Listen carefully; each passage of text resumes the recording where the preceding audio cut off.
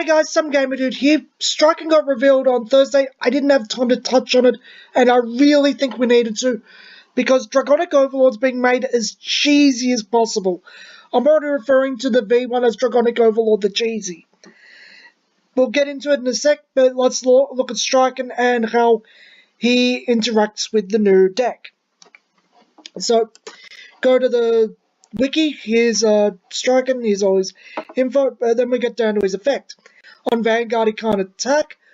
When he's ridden by a grade 3, you pay Counterblast 1, draw a card so you don't lose a card from not attacking, and your Vanguard gets +5/+1 critical until end of turn.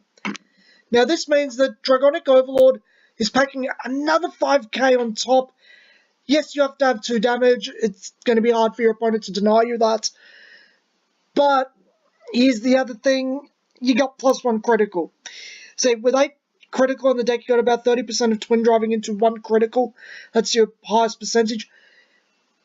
This makes it not so much matter. You're going to be swinging for 4 damage total with Dragonic Overlord V. Now, the problem is, with how the new starter goes, oh, you ride this, you draw a card, you've got 3 soul to pump into Dragonic Overlord without paying any counterblast. Means Dragonic Overlord's getting very, very powerful. Here, let's see the maths. 13,000 base, 10,000 for the Force Trigger, +5 for Striken, and then +30,000 for Dragonic Overlord himself. Gives you 58,000, plus an 8,000 booster, makes you 66. You're fighting a 10k, which means they need 50,000. They need 60,000 for 1 to pass. That's 3 of the new heal triggers. That's incredibly unlikely.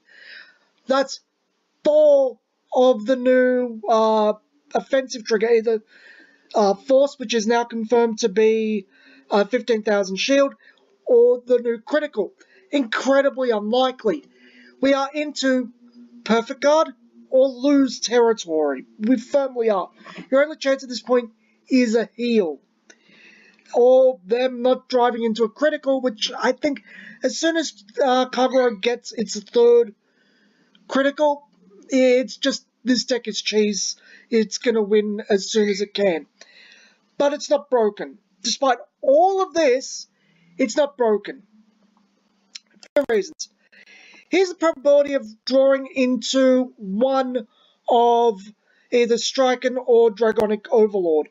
So you got your 49 deck, 4 of each. Your sample size is 8 because this is presuming, because of how this works, your deck doesn't actually change when you mulligan for the first time now. Well, first time being when you actually draw for the mulligan, because you're shoving the cards at the bottom of the deck and redrawing that amount. I'm presuming 3 here, because you'll probably want to keep one of either Striken or Overlord if you get it, or something else as a fallback plan, and try to draw into the other one.